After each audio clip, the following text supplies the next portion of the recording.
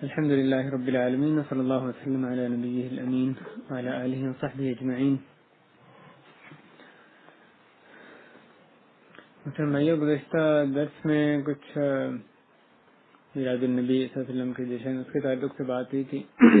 آج وہ موضوع گفتگو تو نہیں ہے، لیکن ایک بات جس کا ذکر کرنا چاہ رہا ہوں کہ ہمارے ہاں یہ بات کہ اس کو یعنی یہ ثابت نہیں ہے، ایک نئی ایجاد کردہ چیز ہے، لیکن اس کو چھوڑ کے اب جو صورت اختیار کر گئی ہے اور اتنی خرافات، اتنی بدعات، کیا کچھ ہو رہا ہے، یہ تو یعنی ہر سال وہ بڑھتا ہی جا رہا ہے اور سے اور کیا وہ نالین مبارک اور کیا یعنی لائٹنگ دیکھیں اور پورا وہ یعنی سڑکوں میں سڑکیں وہ جشن عید ملا کر، اور اللہ معاف کرے کیا ہو رہا ہے، یعنی پیچھے لکھا تھا جشن عید میلاد النبی اور اس میں رقص ہو رہا ہے، یعنی گانے، میوزک، اور لگتا ہے کسی ڈسکو کا جو کنسرٹ ہے اس سے وہ کم نہیں لگتا.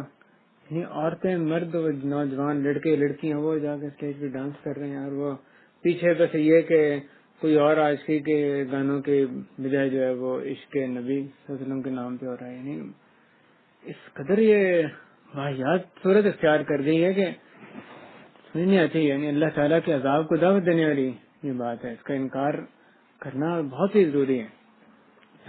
پہلے بھی شرکیہ کام کچھ وہ ہم کہتے تھے، شرکیہ نعتیں، شرکیہ قوالیاں، جیسے وہ ایلیمنٹ عنصر اب بھی موجود ہے، لیکن اب ایسی خرافات اتنی زیادہ ہو گئی ہیں کہ وہ ہر سال جو ہے لگتا ہے کہ اس میں اور اضافہ ہی ہو رہا ہے. بہرحال توبہ کرنے کی ضرورت ہے، اور جہاں تک ہو سکے لوگوں کو اس کے خلاف یہ دوسرے یعنی ان مسائل میں خاموش نہیں رہنا چاہیے. تو بڑی واضح منکرات ہیں، کیونکہ معاشرے میں ایک ایسی چیز پھیلی ہوئی ہے، سارے یعنی معاشرے میں اس وقت جو طغیانی ہے وہ ان لوگوں کی، ان طریقوں کی کہنا چاہیے کہ آئی ہوئی ہے، حتیٰ کہ ان کے اپنے بہت سے لوگوں بھی اس سے برات کا اعلان کر رہے ہیں.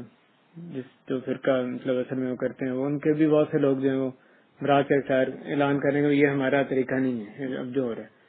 لیکن جو اصل میں زور پکڑا ہوا ہے طریقہ، وہ تو وہی طریقہ ہے جو اصل میں آپ کو سرفس پہ یعنی سطح پہ جو نظر آ رہا ہے، چمکیلیاں، وہ رنگ رنگیلیاں ساری، اور بس وہ فسق و فجور کو تھوڑا سا ماڈیفائی کر کے انہوں نے اس نام پہ جو شروع کر دیا. بہت ہی بری صورت یہ چیز اختیار کر دی ہے. شرک ہے وہ تو ہے ہی ہے. صلی اللہ علیہ وسلم سے ایسے صریح الفاظ میں شرک ہوتا ہے کہ آپ کو کوئی شک و شبہ نہیں ہوتا، کسی عالم کی ضرورت نہیں ہوتی اس میں فتویٰ دینے کی کہ شرک ہے کہ نہیں ہے.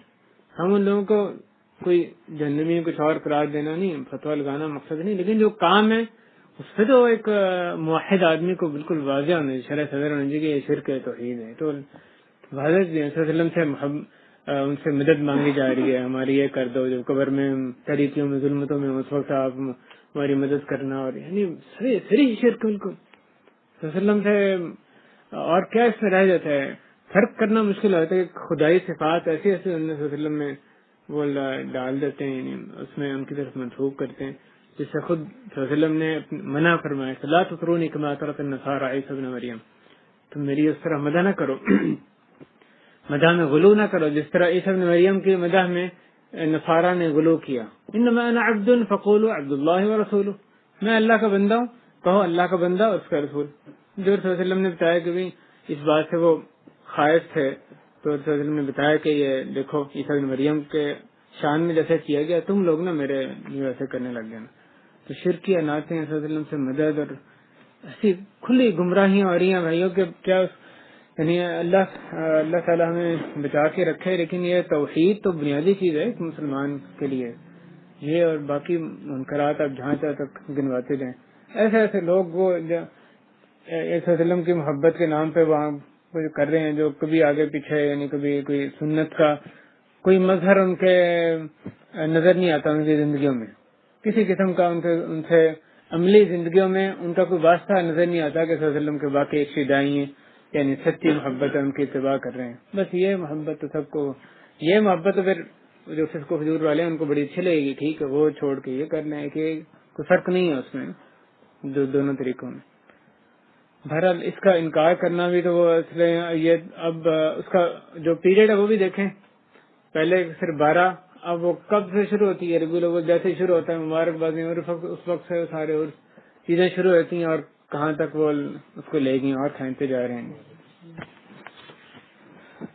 اللہ تعالیٰ میں سنت کی اتباع کرنے، ان خرافات سے بچنے کی توفیق عطا فرمائے۔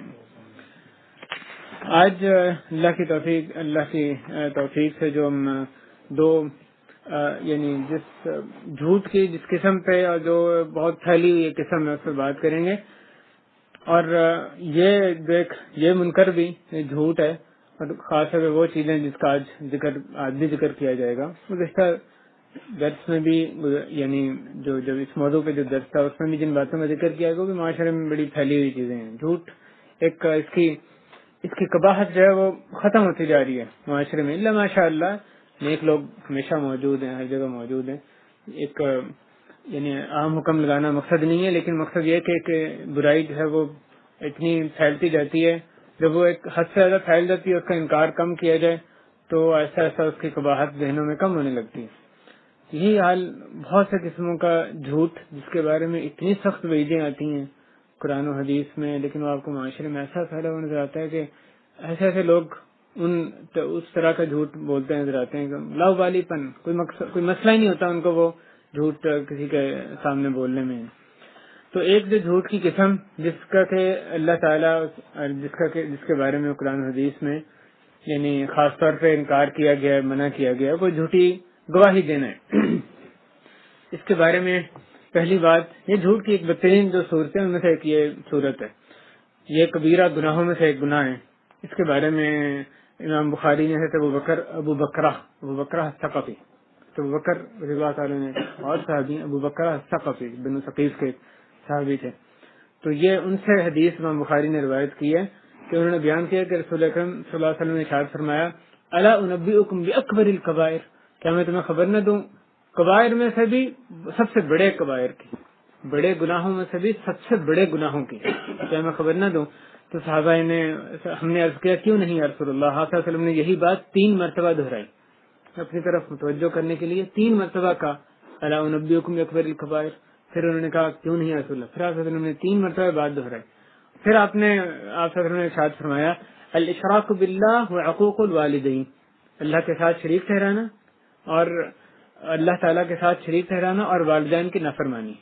اور پھر آپ صلی اللہ علیہ وسلم نے ٹیک لگایا ہوا تھا تو آپ سیدھے ہو کے بیٹھ گئے، یہ 2 باتیں کہنے کے بعد تیسری بات کہنے سے پہلے ٹیک لگایا ہوا تھا، سیدھے ہو کے بیٹھے اور پھر فرمایا الا وقول الزور وشہادت الزور، الا وقول الزور وشہادت الزور، کہ خبردار جھوٹ بولنا اور جھوٹی گواہی دینا، خبردار جھوٹ بولنا جھوٹی گواہی دینا۔ یہ آپ صلی اللہ علیہ وسلم نے اتنی مرتبہ یہ بات کہی کہتا کہ وہ یہ جو حضرت ابو بکرہ کہتے ہیں کہ میں نے کہا کہ آپ صلی اللہ علیہ وسلم خاموش نہ ہوں گے، اتنی مرتبہ آپ نے بات دہرائی۔ اس حدیث شریف میں یہ بات واضح ہے کہ جو جھوٹی گواہی دینا وہ بڑے گناہوں میں سے ایک گناہ ہے۔ اس جھوٹی گواہی کے ذریعے حلال کو حرام، حرام کو حلال کر لیا جاتا ہے، اور جو ناحق جانیں بھی برباد کی جاتی ہیں اور مال بھی اس کے ذریعے سے برباد کیے جاتے ہیں، اور کیا کچھ اس کے ذریعے جھوٹی گواہیوں کے ذریعے سے ہوتا ہے۔ تو اس کی جو سنگینی صلی اللہ علیہ وسلم نے جیسے بیان کی، اس پہ 3 باتوں میں غور کریں۔ ایک بات یہ کہ صلی اللہ علیہ وسلم جب ٹیک لگائے بیٹھے تھے تو انہوں نے یہ جو جھوٹی گواہی یہ کہنے سے پہلے اس طرح نہیں اپنی پوزیشن بدلی، سیدھے ہو کے بیٹھ گئے، تو سامعین کو صحابہ کرام کو خاص اپنی طرف متوجہ کرنے کے لیے شرک، والدین کی نافرمانی، اس کے بعد اس سے پہلے سیدھے ہو کے بیٹھ گئے۔ اور دوسری بات کہ انہوں نے اس برائی کا ذکر الا کے لفظ سے کیا، خبردار، ٹھیک، الاشراک باللہ والدین الا وقول الزور وشہادت الزور۔ اور تیسری بات کہ اس کو اتنی مرتبہ دہرایا کہ وہ تو وکرا کہتے ہیں کہ میں نے کہا تو یہ خاموش نہیں ہوں گے، یعنی وہ خود سے ان کے اس وقت تو کہتے ہیں مجھے لگا کہ رسول صلی اللہ علیہ وسلم بولتے ہی جائیں گے، خاموش نہیں ہوں گے، اتنی مرتبہ آپ نے دہرایا۔ علماء کہتے ہیں کہ یہ غالباً صلی اللہ علیہ وسلم نے جو اس کی برائی، اس کی قباحت لوگوں کے دلوں میں کم ہوتی ہے، اس لیے اس کی طرف خاص توجہ دلانے کے لیے صلی اللہ علیہ وسلم نے طریقہ اختیار کیا۔ یہ نہیں کہ شرک سے زیادہ اہم ہے، ظاہر ہے شرک سب سے بڑا گناہ ہے، لیکن شرک سے مسلمانوں میں اسے خبردار رہنا یہ ایک یعنی عام بات ہے، زیادہ اس سے وہ متوجہ رہتے ہیں اس سے بچنے کی طرف۔ اور اسی طرح والدین کی نافرمانی، وہ بھی انسان کی طبیعت میں یہ بات رکھی گئی ہے کہ وہ غلط چیز ہے. اس گناہ کی طرف توجہ نسبتاً کم ہے، تو آپ صلی اللہ علیہ وسلم نے اور زیادہ اس کی طرف توجہ دلانے کے لیے طریقہ اختیار کیا. سیدھو کے بیٹھے الا کے لفظ سے، خبردار کے لفظ سے اس کی ابتدا کی، اور پھر کئی مرتبہ اس کو دہرایا کہ خوب جان لو یا خبردار رہو جھوٹ بولنا، جھوٹی گواہی دینا. تو آپ دیکھیں کتنی اس جھوٹی گواہی کی سنگینی اس حدیث سے کس طرح سے ثابت ہوتی ہے. دوسری بات جھوٹی گواہی کے بارے میں کہ عباد الرحمان کے اللہ تعالیٰ نے سورہ فرقان میں جو صفات اوصاف گنوائے ہیں ان میں ایک یہ بھی ہے کہ وہ جھوٹی گواہی نہیں دیتے. وہ عباد الرحمن الذین یمشون علی الارض ہونا، اس میں ایک یہ بھی آتا ہے والذین لا یشہدون الزور. عباد الرحمن، رحمان کے بندے، سورہ فرقان کے آخری حصے میں جو عباد الرحمن ان کی بہت سی صفات گنوائی گئی، ان میں ایک یہ بھی صفت ہے والذین لا یشہدون الزور، جو کہ جھوٹی گواہی نہیں دیتے. اور دوسرا معنی بھی کیا گیا جو کہ جھوٹی جگہوں پر، جھوٹ کی جگہوں پر حاضر نہیں ہوتے. کیونکہ اگر بغیر انکار کے آدمی جھوٹی جہاں جو جھوٹ والی جگہ ہے، جہاں جھوٹ بولا جا رہا ہے، جھوٹی باتیں کی جا رہی ہے، وہاں پر حاضر ہو رہا ہے، تو پھر وہ بھی اس میں اس کا اقرار کر رہے ہیں، وہ بھی اس میں شریک ہے، تو وہ جھوٹی گواہی نہیں دیتے. اور دوسری بات اس جو شاید کی تشریح کی کہ جھوٹے کاموں میں حاضر نہیں ہوتے جہاں جھوٹے کام کیے جاتے. اس میں امام بخاری نے یعنی یہ جو تشریح آیت کی اس کا ہمیں امام بخاری کے اس جو انہوں نے حدیث کا عنوان قائم کیا ہے، ایک اپنی باب میں، اپنی کتاب میں ایک عنوان جو قائم کیا اس سے پتہ چلتا ہے. امام بخاری کہتے ہیں باب ما قیل فی شہادۃ الزور لقول اللہ عز وجل والذین لا یشہدون الزور، کہ اللہ تعالیٰ کے اس فرمان والذین لا یشہدون الزور اس کی بنا پر جھوٹی گواہی کے متعلق کہی گئی بات. تو اس سے کیا پتہ چلا، امام بخاری نے جو یہ آیت سے استدلال کرتے ہوئے باب کا نام رکھ رہے ہیں جھوٹی گواہی کے متعلق باب، اور اللہ تعالیٰ کا یہ فرمان اس کی بنا پر کیا معلوم ہوا کہ امام بخاری اس آیت سے معنی واضح طور پہ سمجھ رہے ہیں کہ اس میں جھوٹی گواہی شامل ہے. تو عباد الرحمان کے اوصاف میں ایک بات یہ شامل ہے کہ وہ جھوٹی گواہی نہیں دیتے. دوسری جھوٹ کی ایک اور قسم، یہ جھوٹی گواہی آپ جانتے ہیں کس قدر معاشرے میں پھیلی ہوئی ہے، اور یعنی اس کی جو قباحت ہے وہ کتنی ذہنوں سے محو ہو کر رہ گئی. ایک اور جھوٹ کی قسم، مال کی خاطر جھوٹی قسم کھانا. پہلی بات یہ تھی جھوٹی گواہی دینا، جھوٹی قسم کھانا مال کی خاطر، مال حاصل کرنے کے لیے. اس کے یہ بھی جھوٹ کی کبھی ترین صورتوں میں سے ایک ہے کہ کوئی شخص یہ دنیا کی حقیر ترین چیز، جو دنیا میں آپ نے ساری دنیا میں جمع کر لی، وہ حقیر چیز ہے، اللہ کی قسم اس کی کوئی حیثیت نہیں ہے ان چیزوں کے بارے میں، اس دین کے مقابلے میں جس کو بیچ کر وہ دنیا حاصل کی جا رہی ہے. تو دنیا کی حقیر چیز اس کو حاصل کرنے کے لیے آدمی جھوٹی قسم کھائے، تو یہ جھوٹ کے جو بدترین صورتیں ان میں سے اس کو گنوایا گیا. اس گناہ کی سنگینی کے بارے میں غور کریں آیت پر جو اللہ تعالیٰ نے سورہ آل عمران میں ارشاد فرمائی کہ کیا کیا سزائیں جو ہیں وہ اس گناہ پر اللہ تعالیٰ نے یعنی ان کا ذکر فرمایا. ان الذين يشترون بعهد الله وايمانهم ثمنا قليلا اولئك لا خلاق لهم في الاخره ولا يكلمهم الله ولا ينظر اليهم يوم القيامه ولا يزكيهم ولهم عذاب اليم. کہ بلا شبہ جو لوگ اللہ تعالیٰ کے عہد اور اپنی قسموں کے ساتھ تھوڑی قیمت حاصل کرتے ہیں ان کے لیے آخرت میں کوئی حصہ نہیں، اور اللہ تعالیٰ روز قیامت نہ ان سے ہم کلام ہوں گے اور نہ ان کی طرف دیکھیں گے اور نہ انہیں پاک کریں گے، اور ان کے لیے دردناک عذاب ہے. اللہ تعالیٰ نے آیت کریمہ میں ان لوگوں کے لیے شدید ترین وعید سنائی ہے جو کہ ان دو گناہوں کو کرتے ہیں، وہ اپنے وعدوں کو توڑتے ہیں اور جھوٹی گواہی دیتے ہیں، جھوٹی قسم کھاتے ہیں. گناہوں کو تو اپنے عہد و پیمان کو توڑتے ہیں اور جھوٹی قسم کھاتے ہیں تاکہ دنیا کی ایک حقیر چیز حاصل کر لیں. اللہ تعالیٰ نے کہا ثمنن قلیلا، یہ نہیں ذکر کیا کبھی کتنی کھو تو ٹھیک ہے، سمجھ جو بھی حاصل کریں گے اس کے ذریعے تو ثمن قلیل ہی ہے، دنیا کا جو کچھ بھی حاصل کریں. تو جو حقیر دنیا حاصل کرنے کے لیے دو کام کرتے ہیں، جو عہد اپنا توڑتے ہیں اور جھوٹی قسم کھاتے ہیں، اس کے لیے کیا وعیدیں سنائی گئی؟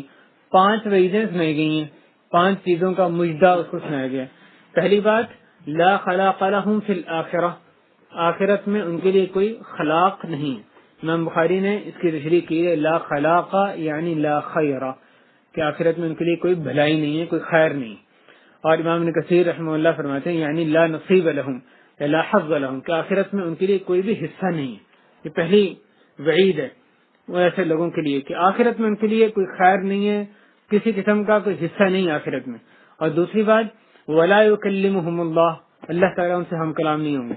اس کے جو مختلف معنی مفسرین نے بیان کیے ہیں، مختلف جو اقوال ہیں اس کی تشریح میں، ان میں 3 اقوال یہ ہیں کہ یا اللہ تعالیٰ ان سے اس طرح سے ہم کلامی ہوں گے جس طرح سے ان لوگوں سے ہوں گے جن سے کہ اللہ تعالیٰ راضی ہیں، جن سے خوش ہیں۔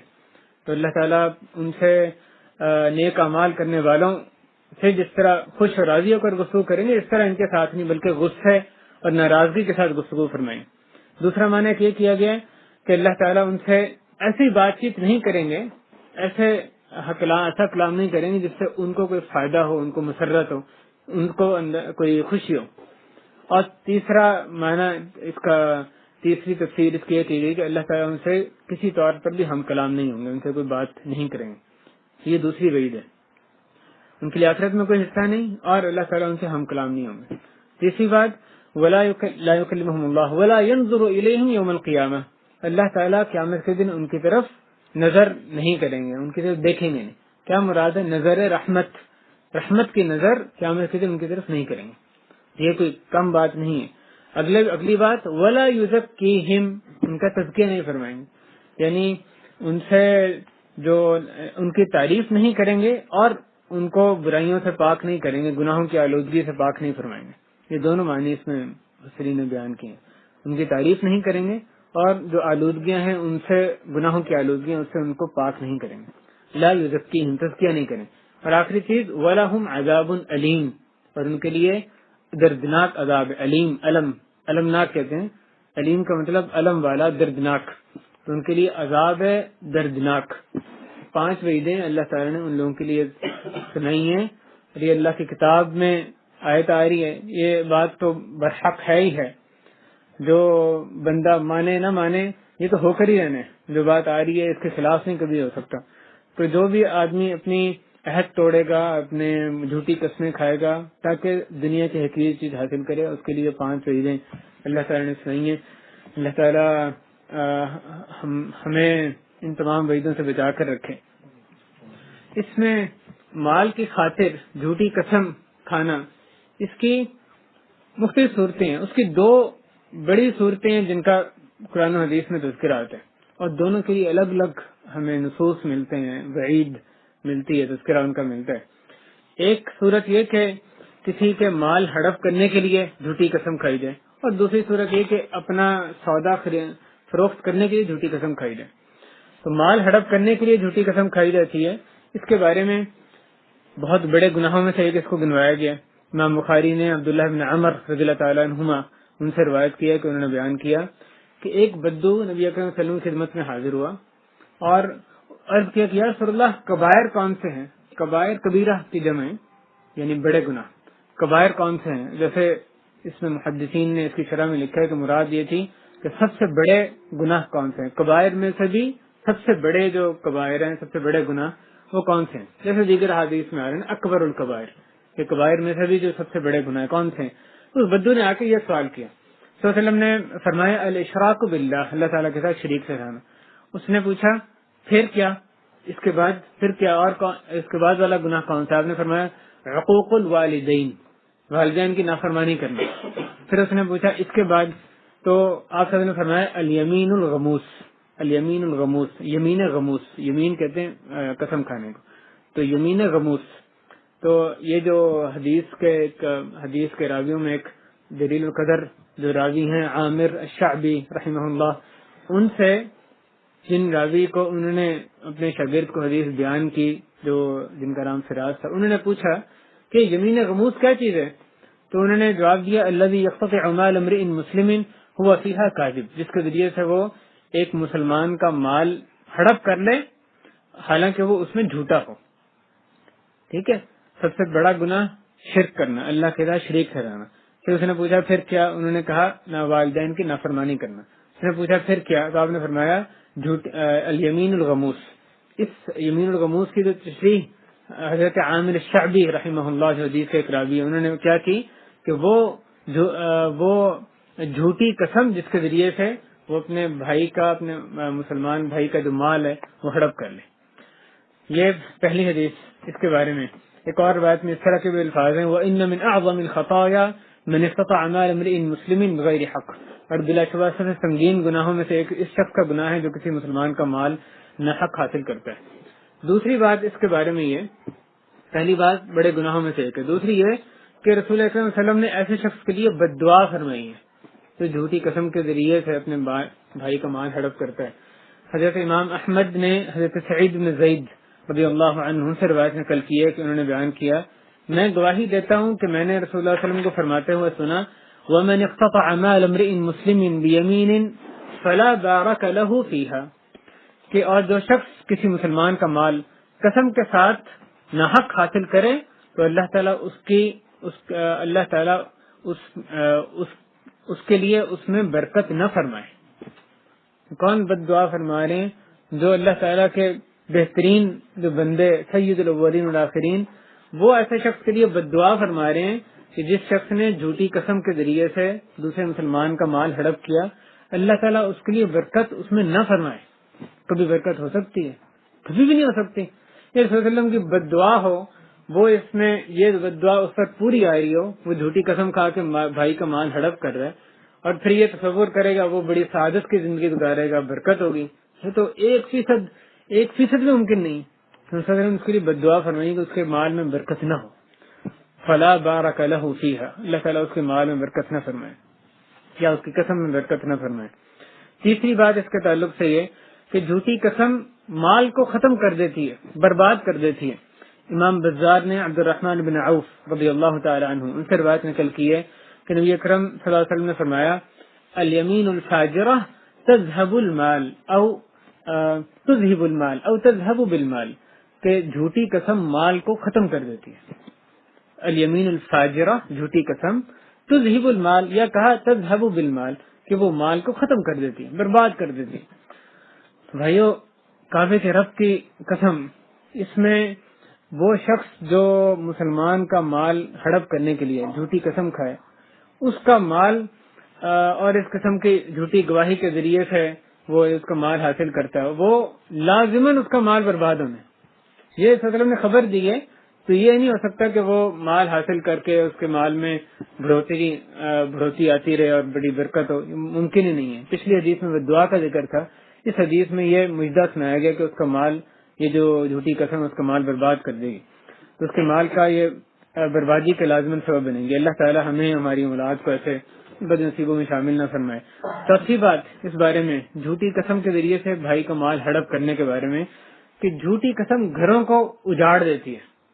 اس کے بارے میں امام بیہقی نے ابو ہریرہ رضی اللہ عنہ سے روایت نقل کی ہے کہ رسول اللہ علیہ وسلم نے ارشاد فرمایا، والیمین الفاجرہ تدع الدیار بلاقع، الیمین الفاجرہ والیمین الفاجرہ تدع الدیار بلاقع، یہ جھوٹی قسم گھروں کو ویران چھوڑ دیتی ہے، گھروں کو ویران کر دیتی ہے جھوٹی قسم.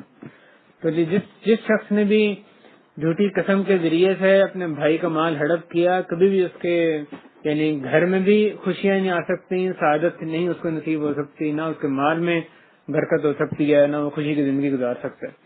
تو بھائیو، آپ غور کریں کہ کس قدر سنگین یہ جرم ہے اور اس کا جو دائرہ کار ہے، اس کا جو ضرر ہے وہ کتنا وسیع ہے، کتنے زیادہ اس کو یعنی اس گناہ کے کرنے والے کو نقصان پہنچتا ہے. اور بلکہ صرف اپنی ذات تک نہیں، بلکہ جن گھروں جن بستیوں میں اس کا چلن، اس گناہ کا چلن ہو جائے، ان کی بھی خیر نہیں ہے. تو اللہ تعالی ہمیں بھی اس گناہ سے پاک فرمائے. اور پھر ایک اور بات اس بارے میں جو حدیث میں سنائی گئی کہ یہ جھوٹی قسم ہے، یہ روز قیامت تک بندے کے دل پر سیاہ نقطہ ڈال دیتی ہے. اس بارے میں مختلف حضرات ائمہ احمد، ترمذی، ابن حبان، حاکم، وہ عبداللہ ابن انیس الجہنی رضی اللہ تعالیٰ عنہ سے روایت کرتے ہیں کہ انہوں نے بیان کیا، رسول اکرم صلی اللہ علیہ وسلم نے ارشاد فرمایا، ان من اکبر الکبائر الشرک باللہ وعقوق الوالدین والیمین الغموس. ان من اکبر الکبائر الشرک باللہ وعقوق الوالدین والیمین الغموس، کہ بلا شبہ بہت ہی بڑے گناہوں میں سے یہ ہے اللہ تعالیٰ کے ساتھ شریک ٹھہرانا اور والدین کی نافرمانی کرنا اور جھوٹی قسم کھانا. اور اس کے بعد آپ نے فرمایا وما حلف بالله يمين صبر فأدخل فيها مثل جناح بعوضة إلا جعلت نكتة في قلبه إلى يوم القيامة، کہ کوئی بھی جھوٹی قسم کے ذریعے مچھر کے پر کے برابر بھی کوئی چیز اپنے مال میں شامل نہیں کرتا مگر روز قیامت تک کے لیے اس کے دل میں ایک نقطہ لگا دیا جاتا ہے۔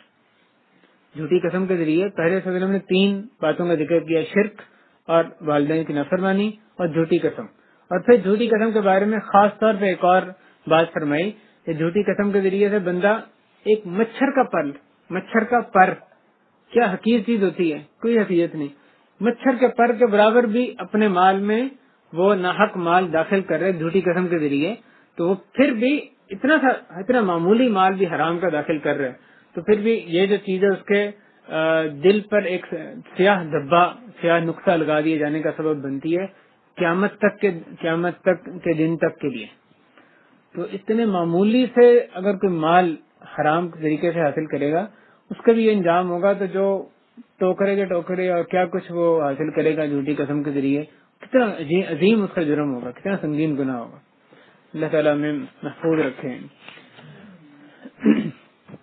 اس بارے میں جو یعنی انتہائی قلیل چیز کا ذکر کیا گیا کہ ایک مچھر کا پر جو ہے اس کی بھی آج صلی اللہ علیہ وسلم نے جھوٹی قسم کے اثر کا روز قیامت تک باقی رہنے کی جو وعید سنائی ہے، اس بارے میں علامہ طیبی نے لکھا ہے کہ قیامت تک اس کے نقطے کے باقی رہنے سے مراد اس جھوٹی قسم کی بنا پر دل پر آلودگی کا باقی رہنا ہے، پھر قیامت کو اس کی وجہ سے وبال اور عذاب کا سلسلہ شروع ہو جائے گا۔ اچھا، اگلا جو ایک اور حدیث اس کے بارے میں آتی ہے، جھوٹی قسم کے ذریعے مال ہڑپ کرنا، دوزخ میں داخلہ، جنت سے محرومی، اور اس سے بڑھ کر کیا کسی مسلمان کے لیے یعنی وعید ہو سکتی ہے ایک آدمی کے لیے۔ امام مسلم نے حضرت ابو امامہ رضی اللہ تعالیٰ عنہ سے روایت نقل کی ہے کہ رسول اللہ نے ارشاد فرمایا، من اقتطع حق امرئ مسلم بیمینہ فقد اوجب اللہ له النار وحرم علیہ الجنہ، کہ جس شخص نے اپنی قسم سے مسلمان شخص کا حق ہڑپ کیا تو اللہ تعالیٰ اس کے لیے دوزخ کی آگ کو واجب کر دیں گے اور جنت کو اس پر حرام کر دیں گے۔ ایک شخص نے آپ صلی اللہ علیہ وسلم سے استفسار کیا، وَإِن كَانَ شَيْئًا يَسِيرًا یا رسول اللہ، کہ خواہ وہ تھوڑی سی معمولی سی چیز بھی یا رسول اللہ، تو آپ نے فرمایا وَإِن قَضِيبًا مِنْ أَرَاقٍ، کہ خواہ وہ مسواک کی لکڑی ہی کیوں نہ۔ غور کیا حدیث پر، تو انہوں نے پہلے کیا فرمایا، جس نے جھوٹی قسم کے ذریعے سے مسلمان بھائی کا مال جو ہے وہ ہڑپ کیا، اللہ تعالیٰ اس پہ دوزخ میں داخلہ واجب کر دیں گے اور جنت میں داخلہ حرام کر دیں گے اس پر۔ صحابی نے کیا پوچھا، یا رسول اللہ اتنی بڑی وعید آپ سنا رہے ہیں اس گناہ پر، تو اگر اس کے ذریعے جو مال حاصل کیا جائے، اگر وہ شیئن یسیرن کچھ یسیر چیز ہو، تھوڑی سی چیز ہو، تب تو آپ نے فرمایا وَإِن قَضِيبًا مِنْ أَرَاقٍ، ایک مسواک کی لکڑی، کوئی حیثیت نہیں اس کی، معمولی سے معمولی چیز بھی تم نے کیا پھر بھی وعید تم پر صادق آتی ہے۔ یہ اتنی سخت وعید، اللہ تعالیٰ اس سے ہمیں محفوظ رکھیں۔ اور دوسری طرف آپ دیکھیں کس قدر یہ معاشرے میں جو یہ یعنی گناہ ہے، کس قدر معاشرے میں زیادہ لوگ اس میں ملوث ہیں۔ اس مقام پر 2 باتوں کی جو یعنی طرف توجہ خاص طور پہ مقصود ہے۔ پہلی بات یہ کہ ان احادیث میں تذکرہ خاص طور پر کیا کہ مال امرئ مسلم، مسلمان کا مال ہڑپ کیا اس کے لیے یہ وعید ہے۔ اکثر حدیث میں یہ لفظ کا تذکرہ ہے کہ اپنے بھائی کا یا مسلمان کا مال ہڑپ کیا، اس سے کوئی یہ نہ سمجھے کہ غیر مسلم کا مال ہڑپ کرنے میں کوئی مذائقہ نہیں ہے، وہ آپ جیسے چاہیں جائز ناجائز طریقے سے کھا سکتے ہیں، نہیں، بلکہ اسلام کے اصل مخاطب کیونکہ مسلمان ہوتے ہیں، یعنی حدیث کو ماننے والے، قرآن حدیث کو ماننے والے کیونکہ مسلمان ہوتے ہیں، اس لیے اس کا ذکر کیا جا رہا ہے، ورنہ علماء کا اس پر اتفاق ہے کہ جس طریقے سے ایک مسلمان کا مال لینا ناجائز ہے، اس طریقے سے کافر کا، ملحد، اللہ کے منکر کا مال بھی ویسے ناجائز ہے۔ وہ باقی اس کا کفر، اس کے ساتھ اس کا کفر اس بات کو جائز نہیں بنا دیتا کہ آپ اس کا ناحق طریقے سے مال کھانے لگ جائیں۔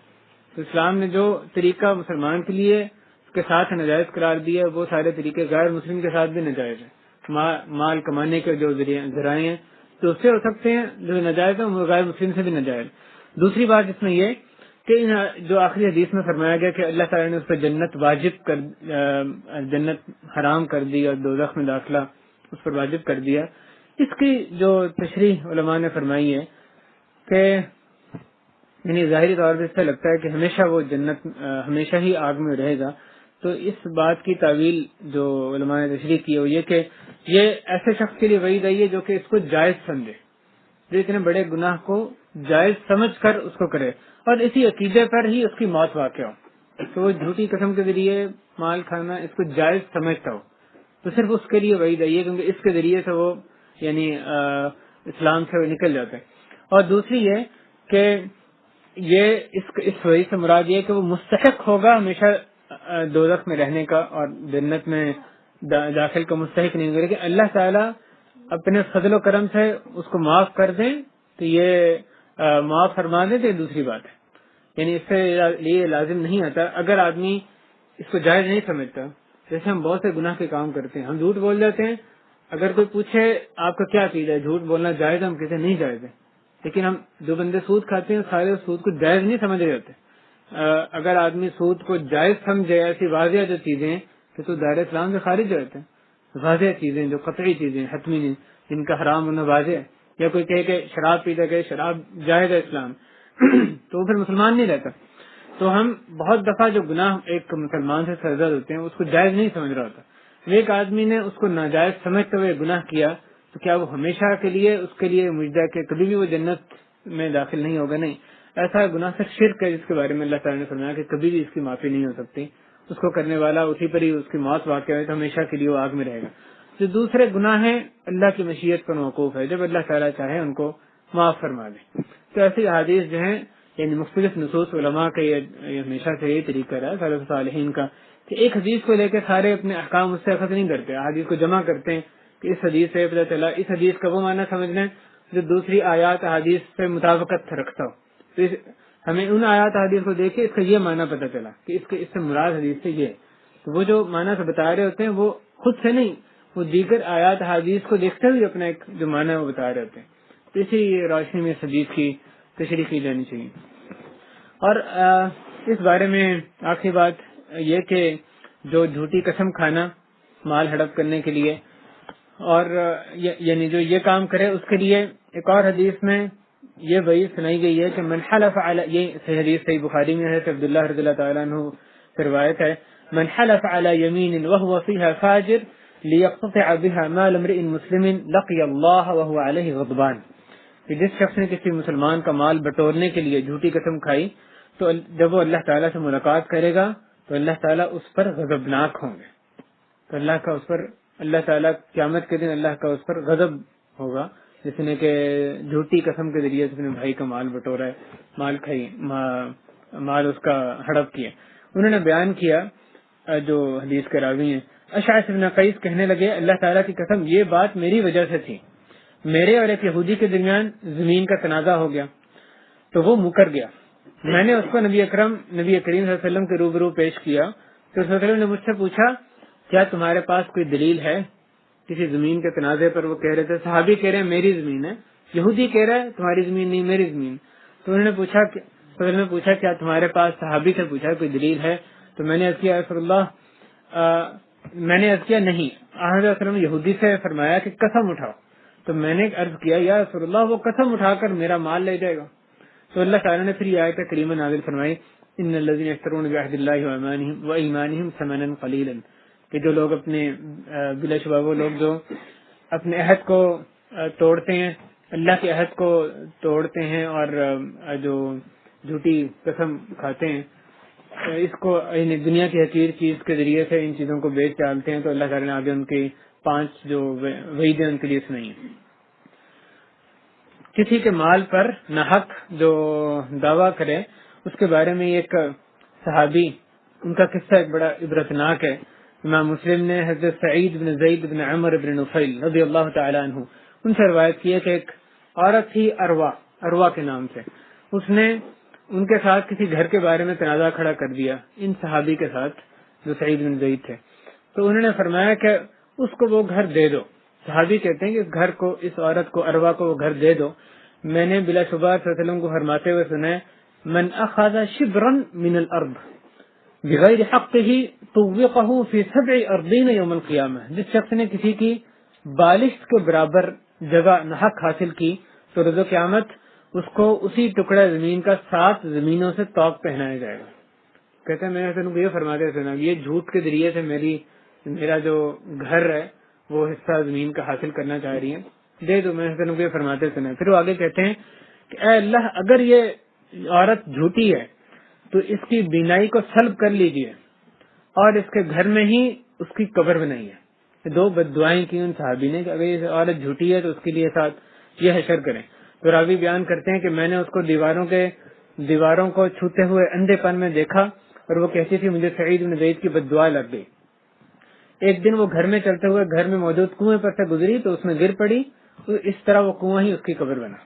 اور دوسری جو اس حدیث کی روایت میں اس طرح ہے کہ انہوں نے فرمایا کہ وہ ضرور آئے اور اپنا حق لے لے. اے اللہ اگر اس نے مجھ پر جھوٹ باندھا تو اس کی بنائی کو سلب کیے بغیر اس کو موت نہ دینا اور اس کی موت اسی جگہ میں فرمانا. یعنی جو زمین وہ ناحق حاصل کر رہی ہے انہوں نے بد دعا کی کہ اللہ یہ اسی جگہ ہی اس کی موت فرمانا. اس کے پاس جاؤ اور اس کو میرا یہ پیغام دے دو. اور وہ آئی اور اس نے جو وہاں پر ان صحابی کا جو بھی کمرہ یا بنا ہوا تھا، بخیرہ اس حدیث میں لفظ ہے، وہ اس نے گرایا اور اس کی جگہ اپنا گھر اس نے بنا لیا. تھوڑا ہی وقت گزرا تھا وہ اندھی ہو گئی. وہ رات میں اٹھا کرتی تھی اور اس کے ساتھ اس کی ایک لونڈی ہوتی تھی. ایک رات اٹھی تو اس نے اپنی باندی کو بیدار نہیں کیا اور کنویں میں گری اور فوت ہو گئی. تو اس طرح سے اس کا جو یہ علام النبلاء میں یہ آئی ہے. تو اس طرح سے اس کا جو وہ گھر ناحق قبضہ کیا ہوا جو گھر تھا وہی اس کی قبر وہی اس کا قبر ہی بن گیا. موت کی جگہ بھی بنی، اس کا قبر بھی وہی بن گیا. یہ جو عبرتناک واقعے ہیں یہ ذہن میں رہیں تو بندہ کیسے جھوٹی قسم کھا کے اپنے بھائی کا ایک مال ہڑپ کر سکتا ہے. یعنی وہ جو مظلوم صحابی ہیں ان کی اس ظلم کی وجہ سے، ان کی مظلومیت کی وجہ سے اللہ تعالیٰ نے کیسی دعا سنی کہ وہ عورت ایسی اتنی جلدی اللہ تعالیٰ نے اس کے کرتوت سامنے، اس کا جو وبال ہے سامنے اس کو دکھا دیا اس دنیا میں کہ آخرت میں جو اس کے لیے جو کچھ ہوگا اللہ تعالیٰ جانتا ہے وہ الگ ہے، لیکن دنیا میں ہی ان کی بد دعا کیسے اس کو لگ گئی. تو اللہ تعالیٰ ہم سب کو جھوٹے دعووں اور ان پر جھوٹی قسمیں کھانے سے محفوظ فرمائے. یہ تو تھی جھوٹی قسم کھانے کے متعلق پہلی صورت کہ جھوٹی قسم کھا کر اپنے بھائی کا مال ہڑپ کرنا. دوسری صورت اس کی جو دو صورتوں میں سے دوسری صورت جس کا ذکر کریں گے، جس کا حدیث میں تذکرہ ہوا ہے، وہ جھوٹی قسم کے ذریعے اپنا سودا فروخت کرنا. یہ بھی اس کا بھی خاص طور پہ حدیث میں اس کا تذکرہ ہے.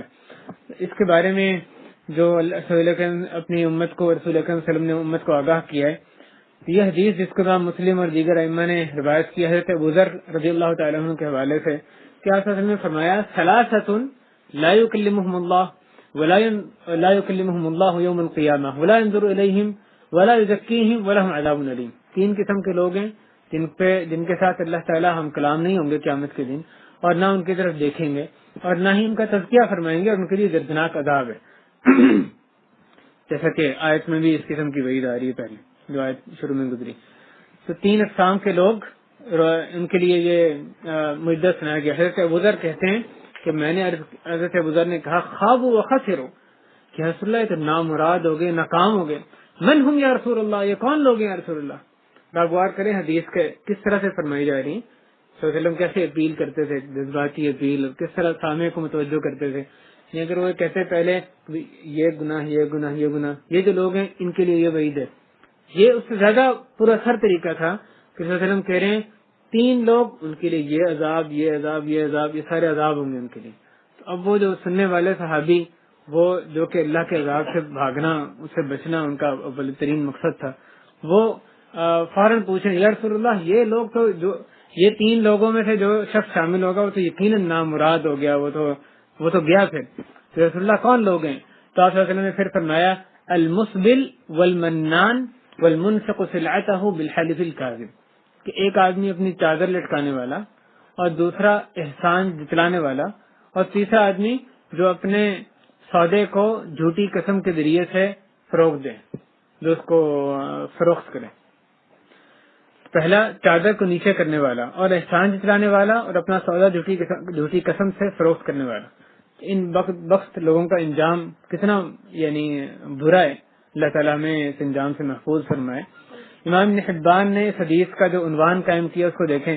اس بات کا بیان، یہ بڑے اہم ہوتے ہیں عنوانات جو حدیث کے عنوان ہوتے ہیں، خاص طور پہ جیسے بعض جو کتب ہیں حدیث کے اس میں تو بہت ہی زیادہ یعنی اہتمام ہوتا ہے محدث کا اس عنوان کو قائم کرنے میں. جیسے امام بخاری کے جو ابواب ہیں ان کے علماء کی اس کی طرف بہت توجہ ہوتی ہے کہ اس حدیث سے ایک خاص جو معنی نکل رہا ہے، اس سے جو نتیجہ نکل رہا ہے وہ امام اس عنوان میں اس کا تذکرہ فرماتے ہیں. تو انہی کتابوں میں ابن حبان بھی ہے، جو امام ابن حبان کا جو صحیح ابن حبان کے نام سے ان کی کتاب ہے. تو یہ جو حدیث کی کتاب ہے اس میں بھی بہت خوبصورت انہوں نے عنوانات قائم کیے. تو خاص طور علماء سے استدلال کرتے ہیں کہ اس حدیث سے یہ ان امام کے نزدیک یہ مفہوم نکلا، اس وجہ سے انہوں نے عنوان قائم کیا. تو یہ اہم چیز ہے اس کے عنوانات. تو وہ کہتے ہیں کہ اس بات کا بیان کہ اللہ تعالیٰ قیامت کے روز اس شخص کی طرف نہ دیکھے گا جس نے دنیا میں اپنا سودا جھوٹی قسم کے ساتھ فروخت کیا. اور صحیح مسلم میں اس حدیث کا جو عنوان ہے، صحیح مسلم کے عنوانات امام نووی نے قائم کیے ہیں، امام مسلم نے خود نہیں قائم کیے، امام نووی نے آ کے اس کی ساری عنوانات قائم کیے. تو اس میں اس طرح سے کہ چادر نیچے لٹکانے، احسان جتلانے اور جھوٹی قسم کے ساتھ سودا فروخت کرنے کی شدید حرمت کے بیان کے متعلق باب، اور ان تین اقسام کے لوگوں کا بیان جن کے ساتھ روز قیامت میں اللہ تعالیٰ غصور فرمائیں گے، نہ ان کی طرف دیکھیں گے اور نہ ان کا تذکیہ فرمائیں گے اور ان کے لیے دردناک عذاب ہے. تو یہ ان تین قسم کے لوگوں کو اس حدیث میں جمع کیا گیا. ایک وہ آدمی جو کہ اپنی چادر، اپنا پانچا کچھ بھی وہ نیچے لٹکاتا ہے، اور خاص طور اگر وہ یعنی تکبر کی وجہ سے یہ کام کر رہا ہے تو وہ یقیناً سخت وعید آئی ہے اس کے لیے. اور دوسرا وہ شخص جو کہ منان، احسان جتلانے والا، کسی کو صدقہ دیا ہے، زکوٰۃ دی ہے، مدد کی ہے، اور پھر جا کے اس کو تنگ کر رہا ہے، احسان جتلا رہا ہے کہ میں نے تمہارے ساتھ یہ کیا اس کو احسان جتلا رہا ہے. تو اصل میں اس کا مقصود پھر اللہ تعالیٰ کو راضی کرنا تو نہ ہوا اگر وہ اس کو جا کے احسان جتلا رہا ہے. جو نیک لوگ ہوتے ہیں وہ تو کہتے ہیں کہ لا نريد منکم جزاء ولا شکر، ہمیں تمہیں سے کوئی جزا نہیں چاہیے، کوئی شکر، ہمیں تم سے کوئی شکر نہیں چاہیے، وہ تو صرف اللہ تعالیٰ کے لیے کام کرتے ہیں. اور تیسرا شخص وہ جو کہ جھوٹی قسم کے ذریعے سے اپنے جو سودا ہے اس کو فروغ دے رہے ہیں. تو ایک اور اس جھوٹی قسم کے ذریعے سے سودا بیچنا، اس کی متعدد صورتیں ہیں. ان میں سے 3 صورتیں جن کا کہ احادیث میں تذکرہ آتا ہے. پہلی صورت یہ کہ کتنی قیمت میں خریدا تھا اس کے متعلق جھوٹی قسم کھانا، کہ یہ تو میں نے اللہ کی قسم اتنے میں خریدا ہے، پر اصل میں اس بات میں قیمت خرید بتانے میں جھوٹا ہو. اور ظاہر ہے جب آپ قیمت خرید اونچی بتائیں گے تو خود بخود لینے والا کہے گا کہ ہاں اتنے میں خریدا تو اتنا تو اس کا حق بنتا ہے، اس سے اوپر ہی اب مجھے اسے خریدنا ہے، اس سے نیچے تو نہیں میں آ سکتا، اور اس میں وہ جھوٹا ہو. اس بارے میں صحیح مسلم میں حدیث ہے کہ صلی اللہ علیہ وسلم فرماتے ہیں کہ 3 اقسام کے لوگوں سے اللہ تعالیٰ روز قیامت ہم کلام نہ ہوں گے، نہ ان کی طرف دیکھیں گے، نہ ان کا تذکیہ فرمائیں گے، اور نہ ان کے لیے دردناک عذاب ہے. پہلی قسم اس حدیث میں اور سارے لوگ مختلف بیان کیے گئے ہیں. ویران جگہ میں زائدہ ضرورت پانی والا لیکن وہ مسافر کو اس سے لینے نہ دے. پہلی قسم ایک کھلی جگہ پہ یعنی سفر میں آباد جگہ پہ تو پانی میسر ہوتا ہے، لیکن باہر صحرا میں یا ویران جگہ پہ ایک آدمی کے پاس پانی ہے، دوسرے کو اس کی ضرورت ہے، اور اس کے پاس پانی اس کی ضرورت سے زائد ہے، پھر بھی وہ پانی اپنے بھائی کو جو زائدہ ضرورت پانی اپنے بھائی کو نہیں دے رہا، اسے روک کر رکھ رہا ہے. تو یہ پہلا آدمی ہے جس پر یہ سخت وعید جس کے لیے آئی. دوسری قسم اثر کے بعد سودا بیچنے والا کہ وہ قسم کھائے کہ اس نے اس چیز کو اس قیمت سے خریدا ہے، وہ گاہک اس کو سچا سمجھے حالانکہ وہ ایسے نہ ہو. اور اس حدیث میں اثر کے بعد خاص طور پہ تذکرہ کیا گیا. تو اس میں یعنی علماء نے جیسے علامہ قرطبی رحمہ اللہ انہوں نے اس کی تشریح فرمائی ہے کہ یہ کیوں خاص طور پہ کہا گیا کہ اثر کے بعد جھوٹی قسم کھا کے اپنا سودا بیچنے والا، یعنی یہ کہنے والا کہ میں نے اس قیمت پہ خریدا ہے، اور جو لینے والا ہے اس کو یقین کر لے حالانکہ وہ اس نے اس قیمت پہ اس کو نہ خریدا ہو. تو وہ کہتے ہیں کہ اثر بہترین نماز ہے. اللہ تعالیٰ نے فرمایا حافظوا علی الصلوات والصلاۃ الوسطی، جو درمیانی نماز، بہترین نماز، اللہ تعالیٰ نے اس کا خاص طور پہ ذکر کیا. تو وہ کہتے ہیں کہ ہر نماز ہی اللہ تعالیٰ فحشاء اور منکر سے بندے کو روکتی ہے. تو اثر کے بعد اثر پڑھ کے پھر ایسا گناہ کرنا اور زیادہ سنگین ہے بنسبت دوسری نمازوں کے. یہ ایک یعنی علامہ قرطبی نے اس کی ایک تعویل فرمائی ہے کہ خاص طور پر اثر کا کیوں ذکر کیا گیا، ورنہ کسی وقت بھی یہ جھوٹی قسم کھانا وہ یقیناً حرام ہی ہے. اور یہ دوسری بات فرمائی. تیسری قسم کے وہ لوگ جو صرف دنیا کی خاطر کسی امام سے بیعت کرنے والا، اگر وہ اس کو دنیاوی فائدہ پہنچائے تو وفا کرے، وگرنہ بے وفائی کرے. امام سے بیعت کی لیکن اپنی دنیا کی خاطر، اس سے دنیا مل رہی ہے تو ٹھیک ہے، اس کے ساتھ ہوں گے، وفاداری کریں گے. دنیا سے دنیا کا فائدہ نہیں مل رہا تو اس سے پھر وہ بے وفائی کریں گے. دوسری بات سودے کی پیش کردہ قیمت. پہلی جو صورت تھی، یعنی صورتیں 3 صورتوں کا ذکر ہو رہا ہے کہ کس طرح سے جھوٹی قسم کے ذریعے سے آدمی اپنا مال بیچے. پہلی صورت یہ تھی کہ آدمی اس کے ذریعے سے یعنی جھوٹی قسم اس پر کھائے کہ قیمت خرید اس کی اتنی تھی.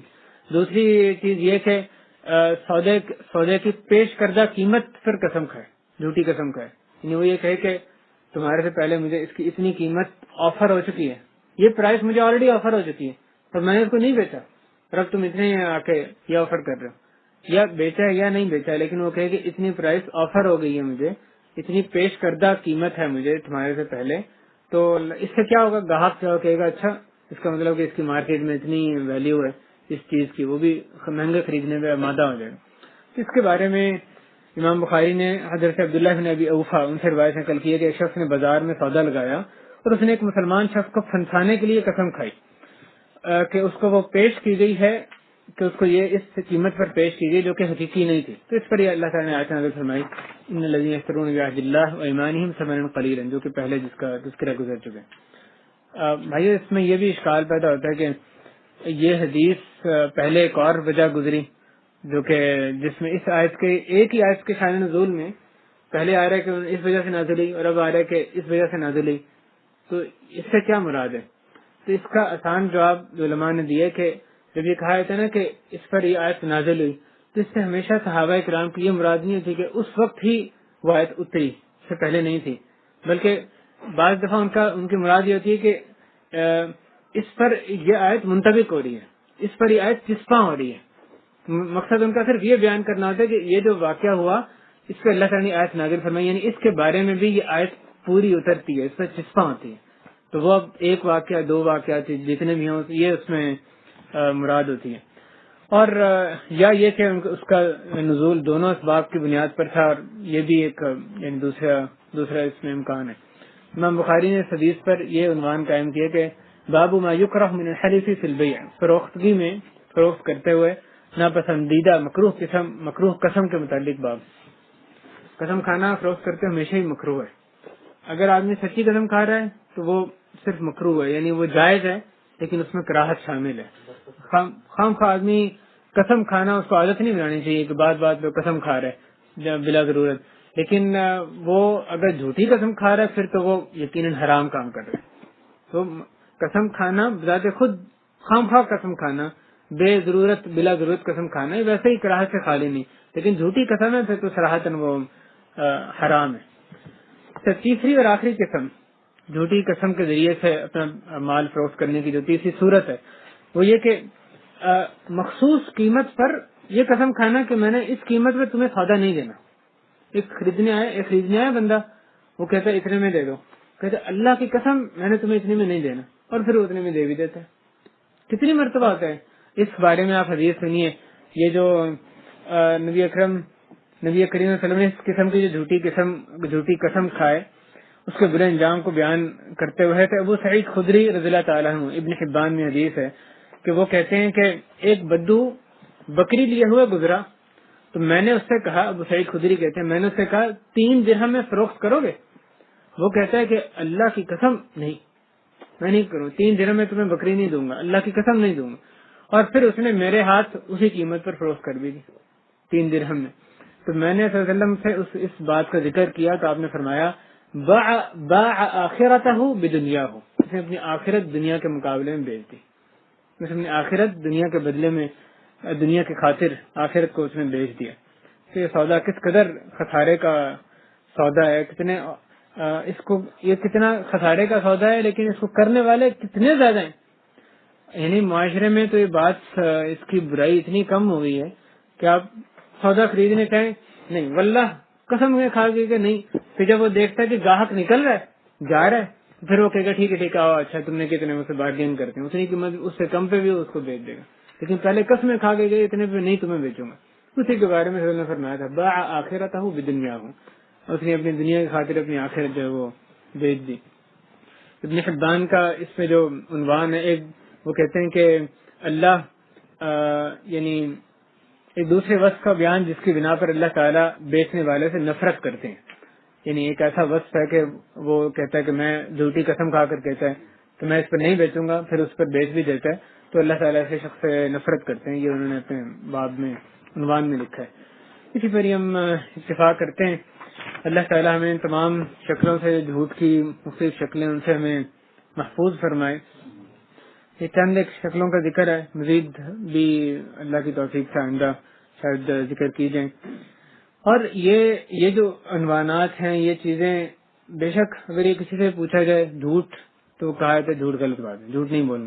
لیکن دوسری طرف اس قدر رواج پا چکا ہے معاشرے میں، اتنا زیادہ عام چلن ہو گیا ہے اس برائی کا، کہ ضروری ہے کہ احادیث میں تفصیلی طور پہ، قرآن و حدیث میں جو مختلف جھوٹ کی صورتوں کا ذکر آیا ہے ان کا تذکرہ کیا جائے، تاکہ اس کی جو قباحت ہے ہمارے ذہنوں میں بیٹھے، اور اس کی قباحت کو آگے بھی ہم اس کی تبلیغ کرنے والے بنے، لوگوں کو بھی بتانے والا بنے کہ یہ جھوٹ تم بول رہے ہو، جس سے تم نے مجھے تو یہ بیچ دیا سودا، تم نے فلاں کو تو بیچ دیا، یہ چار آنے تم نے کما لیے، لیکن تم نے کیا سودا کیا، کتنے خسارے کا تم نے سودا کیا. اور دیکھو حدیث میں کیسی تمہارے لیے کیسی کیسی وعیدیں آ رہی ہیں. جو صادق المصدوق صلی اللہ علیہ وسلم، ان کی زبان پر جو اپنی مرضی سے بات نہیں کہتے تھے، اللہ کی وحی ہوتی جو کچھ وہ کہتے تھے، تو کیسے کیسے وعیدیں خدشہ ہے کہ تم پر صادق آئیں گی. اللہ سے ڈرو، خود بھی ان سے بچ کے رہیں، آگے تبلیغ بھی کریں، جہاں اس برائی کو دیکھیں معاشرے میں وہاں بھی اس کو اللہ سے ڈرائیں. کم از کم اگلے کو نصیحت کرنا تو ہماری ذمہ داری ہے. یہ بات کہ اتنی پھیل گئی ہے برائی، اب ہم کیا کریں، یہ تو کوئی بات نہیں. اللہ تعالیٰ نے ہمیں اس بات کا مکلف ٹھہرایا، پوچھنا ہے اللہ تعالیٰ نے ہمارے سے اس بارے میں ہم کر سکتے ہیں، تو نہیں کر سکتے اس کا نہیں پوچھنا. اللہ تعالیٰ نے یہ نہیں پوچھنا کہ سارے معاشرے کو ہر فرد کو کیوں نہیں ٹھیک کر دیا. جہاں تک آپ کا بس چلتا ہے وہاں تک اصلاح کا کام کرنا، مصلح بننا، صرف خود نیک نہیں دوسرے معاشرے کو بھی نیک بنانا، کوشش کرنا اس کی پوری، اس کا مکلف ہے. اللہ تعالیٰ نے اس کے بارے میں ہمارے سے پوچھنا ہے. بھائی اپنی کسی کوشش کو حقیر نہیں جانے، خود برائی سے بچنے کی پوری کوشش کریں، کیونکہ جو برائی اتنا عام جس کا چلن ہو، اس سے بندے کا خود بچانا بھی ایک جہاد ہو جاتا ہے، مشکل ہو جاتا ہے. لوگ اس کو بدو کہنے لگتے ہیں، کہتے ہیں یہ تو آج کے اس دور میں رہ نہیں رہا، کیا کر رہے ہیں، یعنی رجعت پسند یا تخلف پسندی اس کو کہنے لگتے ہیں، مختلف القابات. اس برائی کو وہ اپنے آپ کو کہتے ہیں جدت پسند یا جو بھی نام دیں، تو ایک خوبصورت غلاف میں اس برائی کو پیش کیا جاتا ہے. تو آدمی کا جب برائی پھیل جائے تو خود بھی اس برائی سے بچانا، اس میں زیادہ جدوجہد کرنی پڑتی ہے، اور اس برائی کا انکار بھی پھر مشکل ہو جاتا ہے. جب آپ کہتے ہیں لوگوں کو، وہ کہتے ہیں آج کل تو ایسے ہی چلتا ہے. آپ کو جواب ملتا ہے نا کہ آج کل تو یہی تو طریقہ ہی ہے، اس کے بغیر تو نہیں تجارت ہوتی، تم کس دور میں ہو، کیا باتیں کر رہے ہو. لیکن اس کے باوجود جو بھی لوگوں کے آگے سے اس کو اچھی طرح نصیحت کرنا، نرمی سے سمجھانا، آخری دم تک یہ کام کرتے رہے، اس کے بغیر ہماری نجات نہیں. تو خود بھی اپنی اصلاح کی کوشش کریں، اصلاح کرنے کی، مصلح بننے کی بھرپور کوشش کریں. دعوت اللہ کی زور سے، اللہ رسول کی طرف دعوت دینا، اس کی بھی آخری دم تک ہم کوشش کریں. اللہ تعالیٰ ہماری زندگیوں سے جھوٹ کی ہر قسم کو خارج کر دے، اس کی قباحت ہمارے ذہنوں میں صحیح طرح راسخ فرما دے، اور ہمارے معاشرے کو، تمام مسلمان معاشروں کو بھی اس جو نحوست سے پاک فرما دے، اس برائی سے پاکستان کو بھی، ہندوستان کو بھی، سارے جو بھی مسلم معاشرے ہیں ان کو اس سے پاک فرما دے. اے اللہ ہمیں اپنی کتاب، اپنے نبی کریم صلی اللہ علیہ وسلم کی سنت کو سمجھنے کی، اس پر عمل کرنے کی، غور و فکر کرنے، دوسروں کو اس کی طرف دعوت دینے کی توفیق عطا فرما. اور اے اللہ ہمیں سنت کی پیروی کرنے، بدعت سے اجتناب کرنے کی توفیق عطا فرما. اے اللہ اپنے دین کے لیے ہمیں استعمال فرما لے، اپنے دین کی مدد کرنے کی توفیق عطا فرما. اے اللہ توحید کی سمجھ عطا فرما، توحید پر آخری دم تک گامزن رہنے کی توفیق عطا فرما. اے اللہ موحد ہونے کی صورت میں ہمارا خاتمہ فرما. اے اللہ آخری دم تک سچا پکا مسلمان، اپنے سے محبت کرنے والا، اپنے نبی کریم صلی اللہ علیہ وسلم سے محبت کرنے والا ہمیں رکھنا. اے اللہ ہمیں صرف اپنی محتاجی والی زندگی عطا فرما، تبنگری والی، اچھی لوگوں سے بے نیازی والی، صرف اپنی محتاجی والی زندگی اے اللہ ہمیں عطا فرما. اے اللہ اے اللہ ہم میں سے جو بھی بیمار ہیں، ہم تمام بیماروں کو شفا نصیب فرما. اے اللہ جو دنیا سے رخصت ہو گئے، ہمارے اقربا، ہمارے احباب، ہمارے دوست، تمام مسلمان، ان کی مغفرت فرما، ان پر رحمت فرما. اس حادثے میں جو جہاز کا حادثہ پیش آیا، یقیناً ہمیں اس پر بھی افسوس ہے. اللہ تعالیٰ ان سب لوگوں کی بھی مغفرت فرمائے، رحمت فرمائے، اور جو ان کے لواحقین ہیں، یقیناً یہ بہت مشکل مرحلہ ہوتا ہے یعنی پیچھے رہنے والوں کے لیے، تو ان کے بھی اللہ تعالیٰ ان کو صبر جمیل کرنا ان کے لیے ممکن بنا دے، ان کو صبر کی توفیق عطا فرمائے، اور جو یعنی اس مصیبت کا ان کو اجر عطا فرمائے۔ صلی اللہ وسلم وبارک علی نبینا محمد۔ اہل خانہ کے لیے بھی خاص طور پہ دعا کریں کہ اللہ تعالیٰ ان کے کاموں میں آسانی فرمائے، ان کے رزق میں، اہل و عیال میں برکت فرمائے۔ ہم سب کو اللہ تعالیٰ، اللہ نے جو کچھ بھی دیا ہے اس میں برکت عطا فرمائے۔